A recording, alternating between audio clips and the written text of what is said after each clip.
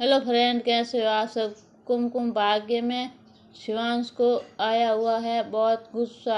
इस गुस्से की वजह सिर्फ रौनक है और प्रार्थना पर भी वो गुस्सा कर रहा है, लेकिन प्रार्थना को समझ नहीं आ रहा है कि शिवांश ऐसा क्यों कर रहा है।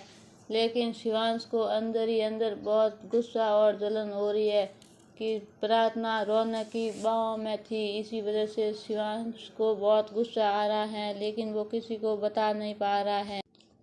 जब शिवांश रौनक को अपने घर से धक्के मार के निकाल देता है, तब प्रार्थना को रौनक की माँ कॉल करती है और धमकी देती है कि मेरे बेटे को कुछ भी हुआ तो मैं तुम्हारी ज़िंदगी को बहुत ख़राब कर दूंगी। और क्या, मुझे पता है तुम बहुत चालाक हो।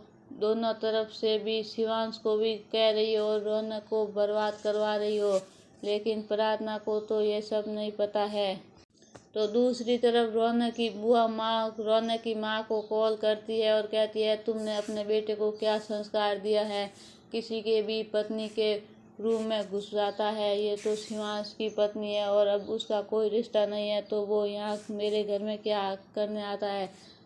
इस अगली बार से आया तो वो सीधा जेल जाएगा और तुम अपने बेटे को समझा दो कि मेरे घर में ना आए।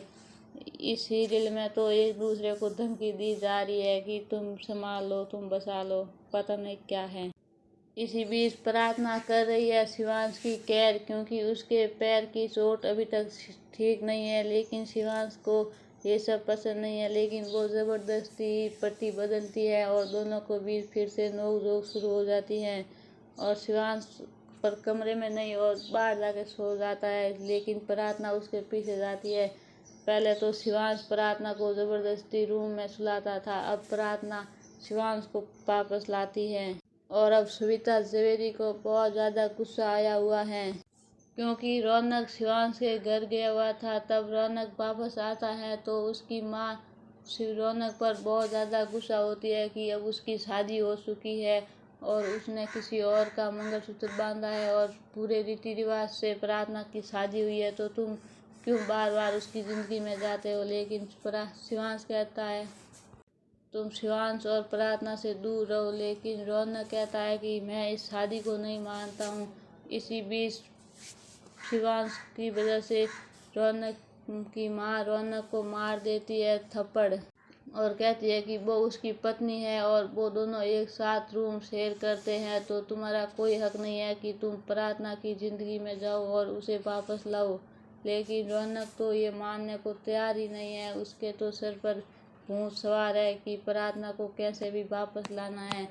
लेकिन प्रार्थना भी अब वापस आने के लिए तैयार नहीं है, क्योंकि अब वो भी शिवांश के साथ ही रहना चाहती है, तो वो रौनक के साथ नहीं आ सकती। लेकिन रौनक तो पीछे ही पड़ गया है हाथ धोके कि मुझे प्रार्थना को वापस लाना है, ऐसा करना है, वैसा करना है, पता नहीं क्या करना है। इस सब में बेचारी प्रार्थना की ज़िंदगी हो चुकी है पूरी तरह से ख़राब, क्योंकि सब जिम्मेदार प्रार्थना को ही ठहरा रहे हैं कि तुम्हारी वजह से जो भी हो रहा है इसकी जिम्मेदार तुम हो। लेकिन प्रार्थना क्या करे, ये सब तो अपने अपने किस्मत का खेल है। अब आने वाले एपिसोड में देखने को मिलेगा कि शिवांश बहुत ज़्यादा रो रहा होता है और प्रार्थना उसे गले लगाकर शांत कर रही होगी। अगले वीडियो में जानेंगे कि शिवांश किस वजह से रो रहा है और क्या हुआ है। ऐसा वीडियो के साथ बना रहे और लाइक भी करें और सब्सक्राइब भी करें। Thank you.